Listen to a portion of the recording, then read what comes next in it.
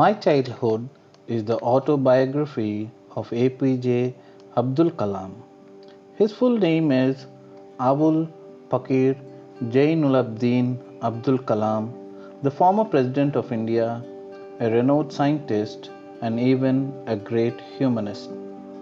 He was born in the island town of Rameshwaram in the erstwhile Madras state. His father's name is Jainulabdin, who had neither much formal education nor much wealth. Despite these disadvantages, he possessed great innate wisdom and a true generosity of spirit. His mother's name is Ashi Amma, who had faith in goodness and kindness. Every day she used to feed outsiders more than all the members of her own family. Kalam had three brothers and one sister. The Second World War broke out in 1939 when he was 8 years old. For reasons he had never been able to understand, a sudden demand for tamarind seeds erupted in the market. He used to collect the seeds and sell them to a provision shop on Mosque Street. A day's collection would fetch him the princely sum of 1 anna.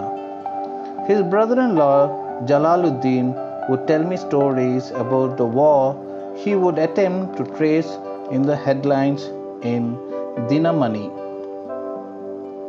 Our area, being isolated, was completely unaffected by the war.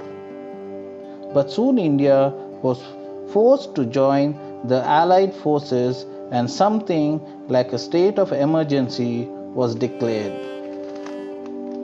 The first casualty came in the form of the suspension of the train halt at Rameshwaram station. The newspapers now have to be bundled and thrown out from the moving train on the Rameswaram road between Rameswaram and Dhanuskodi. That forced his cousin Shamsuddin, who distributed newspapers in Rameswaram, to look for a helping hand to catch the bundle, and as it naturally he filled the slot. Shamsuddin helped him earn his first wages. Half a century he was still feel the surge of pride in earning his own money for the first time. During the annual Sri Sita Ramakalyanam ceremony, his family used to arrange boats with a special platform for carrying idols of the Lord from the temple to the marriage site situated in the middle of the pond called Rama Theatre, which was near his house. In school, he had three close friends: Ramanatha Shastri, Aravindan, Sivaprakashan. Ramanatha Shastri is the son of the high priest of Rameswaram temple, whose name is Pakshi Lakshmana Shastri, who later became the high priest after his father. Aravindan, who went into business of arranging transport for visiting pilgrims. Sivaprakashan became a catering contractor for the Southern Railways. All three are Brahmins. One day, he was in the 5th standard at the Rameswaram Elementary School. A new teacher came to his class. He used to wear a cap which marked me as a Muslim, and he always sat in the front row next to Ramanatha Shastri, who wore the sacred thread. The new teacher could not stomach a Hindu priest's son sitting with a Muslim boy. In accordance with our social ranking, as the new teacher saw it, he was to go and sit on the back bench. He felt very sad, and so did Ramanatha Shastri. He looked utterly downcast as I shifted to my seat in the last row. The image of him weeping when he shifted to the last row left a lasting impression on me. After school, they went home and told their respective parents about the incident. Lakshmana Shastri summoned the teacher and in our presence told the teacher that he should not spread the poison of social inequality and communal intolerance in the minds of innocent children. He bluntly asked the teacher to either apologize or quit the school and the island. Not only did the teacher regret his behavior, but the strong sense of conviction Lakshmana Shastri conveyed ultimately reformed this young teacher. On the whole, a small society of Rameswaram was very rigid in terms of the segregation of different social groups. However, his science teacher Sivasubramanya Iyer, though an orthodox Brahmin with a very conservative wife, was something of a rebel. He did his best to break social barriers so that people from varying backgrounds could mingle easily.